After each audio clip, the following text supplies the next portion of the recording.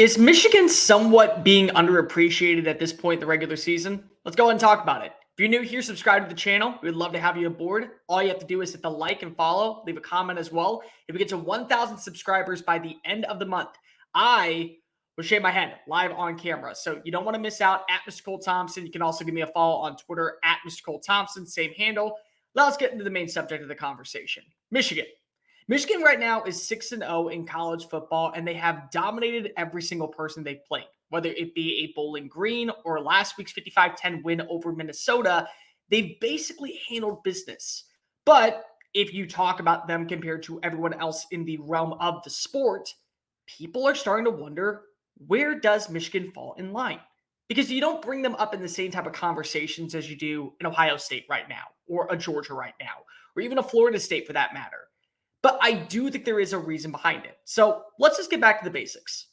When talking about Michigan, you know exactly what the standard is set in Ann Arbor, primarily due under the fact that you have a great head coach in Jim Harbaugh and somebody who demands excellence and plays a certain brand of football.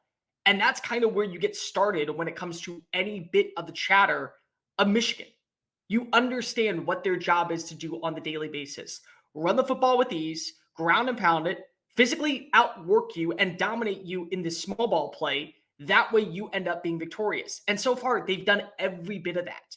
When we talk about Georgia and we talk about maybe Ohio State, it's a little bit different because those teams have shown, at least at times, a bit of flaws. Now, I'm not saying that you can go ahead and pigeonhole them into eventually getting a loss in the schedule, but be real for a second. When has there been a moment throughout the regular season where you've sat there and gone, this version of Michigan, that's going to be successful in the Big Ten? I don't think so. You could say that, though, about Georgia. Georgia had a very sluggish start against UAB. They were trailing at halftime against South Carolina. They even had some struggles at the very beginning of the game against teams like Georgia Southern and all those others out there. So there's a reason why we bring up, especially with Georgia right now, the level of competition. We all expected them to be a team that was going to eventually just coast their way to an SEC title. And they very well could. Nobody is going to blame them if they end up going undefeated. But they have shown the weak points, whether that be Carson Strong starting off sluggish and then coming together in the second half against Auburn, or the run game being basically depleted, or not having the great receiver in Ladd McConkey as your security blanket. Georgia's shown weakness. So you are going to talk about them because of it. Ohio State. Ohio State right now is going through a quarterback transformation this past year. CJ Stroud now in the NFL, wheeling and dealing with the Houston Texans. But then you bring in Kyle McCord. And McCord, for all intents and purposes, has gotten better as the games progress. But start of the season, you struggled against Youngstown State. You only won 20-3 against Indiana. So that led to conversations about the overall outlook of where this team resides. Are they a legitimate contender for the Big Ten East? Are they a legitimate college football playoff threat? Or are they just another run-of-the-mill Ohio State team that probably finds itself somewhere in the middle of 11-1 or 10-2, playing for New Year's Six game, or even worse, a non-New Year's Six game, sitting at home while Penn State or Michigan ends up going to the playoff? And then you have other teams like Florida State, what they've been doing. Okay, you're finally seeing them reside as the kings of the ACC. And no, I'm not going to go as far to say that they can't be beaten. They absolutely can. You watched how they played against Boston College. How the hell are you sitting there and saying this is a team that is clear cut above everyone else? Especially when you also see the other teams like North Carolina and Louisville, what they've been doing so far. But you do get a massive win over LSU in a neutral site location. Whether or not LSU ends up being a great team, you can at least admit at the time, yes, this was a high intense purpose game. Then you play on the road and get a victory over Clemson. Clemson, whether or not they're great this year, I think they're going to finish 9-3 or 10-2. You still have to realize this is a hostile environment. People do not walk in to Death Valley 2.0 and usually come out on the other side with a win. And it hasn't happened for Florida State for a hot minute. So naturally, we bring them up in conversation. And the same kind of goes with Oklahoma. Who would have thought that in year two, you would have seen such a massive progression from the defensive side underneath Brent Venables? I did. Because that's what Brent Venables has done from the jump. He's always catered to having a stout defensive front to go ahead and combat whatever happens on the offensive side. And the offensive side is phenomenal this year. But Oklahoma defensively has been one of the best teams in college football. They rank just outside the top 5 in total yards. They allow roughly around, 14 points per game scoring, and that was against a very good Texas team that has future Sunday talent everywhere. They rank inside the top 5 in total yards allowed per game, and they lead college football in turnovers. This is a team that has a great offense, great execution, but they have a stout defense led by a coach who actually gives a damn. So we have to talk about them in a prominent light right now. We don't talk about Michigan because Michigan's done their job. When you go into an office and you're allowed to basically run a project, does your boss go ahead and pull you to the side and go, Dave, that was just a phenomenal job on your project? No, because he expects you to do that every single week. He expects you to have a great plan, a great demeanor. He expects you to deliver because that's what your job is. If you have a bad showing, your boss is going to call you into the office and go, hey, man, what the hell? Why was this a part of the problem? Why did this happen? Why did you not give me 110%? And you can't say that about Michigan. Michigan's number 1 in total defense right now. They're allowing less than 7 points per game. They still have a great rushing attack, and they returned over 78% of their production. J.J. McCarthy has been, in my opinion, not living up to the standard of what I would expect for a quarterback in the Big Ten, but he still has been a very sufficient passer that is getting the job done every single week. I mean, 55-10 win, or 52-10 win, my apologies, over Michigan and Minnesota. And you get a touchdown pass, you trust your run game, you have a really stout overall defensive front that's not going to allow teams to score on you.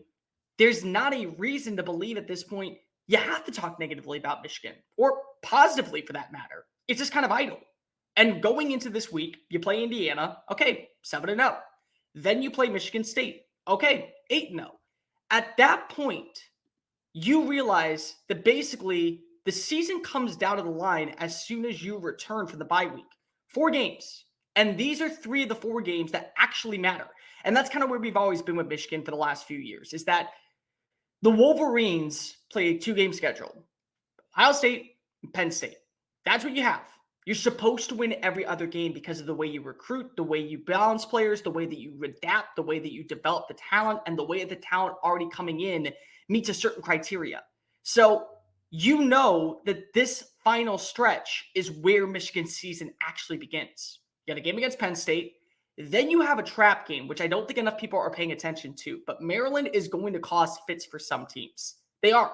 They're very good. They're probably not a 11-1 roster, but 9-3 is very plausible. 10-2 with an upset win over a Michigan or a Penn State is very plausible. They have a quarterback in Talia Tagovailoa that can sling it around the yard. They have a stout offensive line, and they've done a good job with Mike Locksley at the helm to where you can believe at this point there's something there to where they can go ahead and hold their own against any opponent on Saturdays. So you add that in. The schedule really starts for Michigan, and the point of where we talk about Michigan is really starting on November 11th, because that's the weekend that you go ahead and you take on Penn State, and then you take on Maryland, and then you have the granddaddy of them all by taking on Ohio State. And Ohio State's going to be the game that everyone's paying attention to because of at this point, it feels like that one of these is going to run away for a shot at the college football playoff. And there's not a guarantee that you won't make it, but at the same time, you know what you are.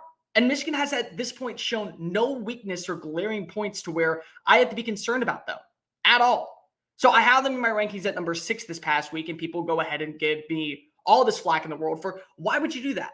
They're a great team. They're undefeated. They basically haven't lost a regular season game in years. I mean, they've literally lost 1 regular season game in 2 seasons. Okay, you do realize it's easier for you to go ahead and climb up the ladder than it is to climb down and back up. So if you're at number 6 this week, just remember, my number 1 team is Washington and my number 2 team is Oregon. They go against each other in Seattle.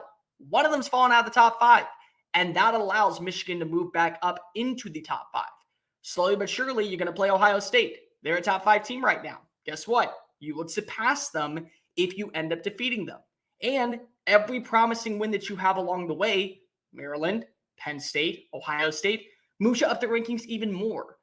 So I don't really worry about Michigan right now, and no one really should. They're not a point of conversation, not because they're a bad team, but because of what's the point to talk about? With Georgia, it's how long until this sluggish offense in the first quarter eventually comes back to bite them in the ass. When it comes to Ohio State, Do you trust that this rushing attack is going to at least convey positivity alongside Kyle McCord? Oklahoma, how long until someone finds a way to get this offense to slow down and it becomes a defensive showing? Florida State, how can you take advantage of this offense when it is sluggish coming out from the jump?